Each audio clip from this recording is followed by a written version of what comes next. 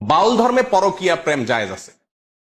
আল্লাহর কসম, আমি নিজে যাচাই করে যশোরের এক গ্রামে গিয়ে সন্ধান পাইছি যে এখানে, এমনি অন্য কাজে গেছি, পরে শুনছি যে এখানে আপনার ফকিরদের আখড়া আছে। তো আমি দেখতে গেছি, একদিন না কয়েকদিন পরে জানতে পারছি যে এক মহিলা আছে, তার স্বামীও আছে, কিন্তু সবাই জানে এই মহিলা সারাদিনই জেনা করে তার ওই সাধন সঙ্গীর সাথে, বাউলদের সাথে।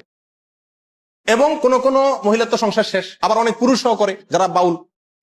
এটা তাদের ধর্মের গুরুত্বপূর্ণ কাজ, জেনা করা। সারাদিন জেনাটাই ইবাদত বাস। এবং জেনার মানে মূল মুহূর্ত যেটা, সেই মুহূর্তেই নাকি স্রষ্টা হাজির হয়ে যায়।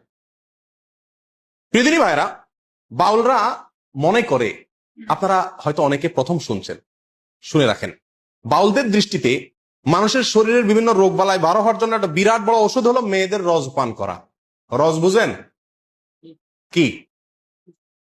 না, রজ বলতে দুইটা জিনিস। এক হলো কুমারী মেয়ের প্রথম মাসিকের রক্ত, আরেকটা হলো পুরুষদের যেরকম উত্তেজনার কারণে বীর্য বের হয়, মেয়েদের যে পদার্থটা আসে এটাকে রজ বলে। এই রজ, এটা পান করলে কোনো রোগ বালাই আর শরীরে থাকে না, এটা বাউলদের বিশ্বাস। আরো শুনবেন, তারা বলে রোগ থেকে মুক্ত হওয়ার জন্য, বিভিন্ন রোগ থেকে, বড় বালা মুসিবত, অসুখ বিসুখ থেকে ভালো হওয়ার জন্য নিজের মুখ এবং মেয়েদের স্তনের দুধ পান করলে রোগ ভালো হয়। আরো শুনবেন, তারা বলে সমস্ত রোগ থেকে সর্বরোগের ঔষধ একসাথে যদি পাইতে চান তাহলে কি করতে হবে? মল, মূত্র, রজ এবং বীর্য, মল, মূত্র, রজ এবং বীর্য, এগুলা সবগুলা মিক্স করে একটা ঔষধ বানায় তারা, নাম হলো প্রেম ভাজা। ওষুধের নাম কি? প্রেম ভাজা। এটা খাইলে আর কোনো রোগ থাকে না। প্রিয়দিনী ভাইরা, আপনারা অনেকে হয়তো বলবেন যে এগুলা গল্প আর কি।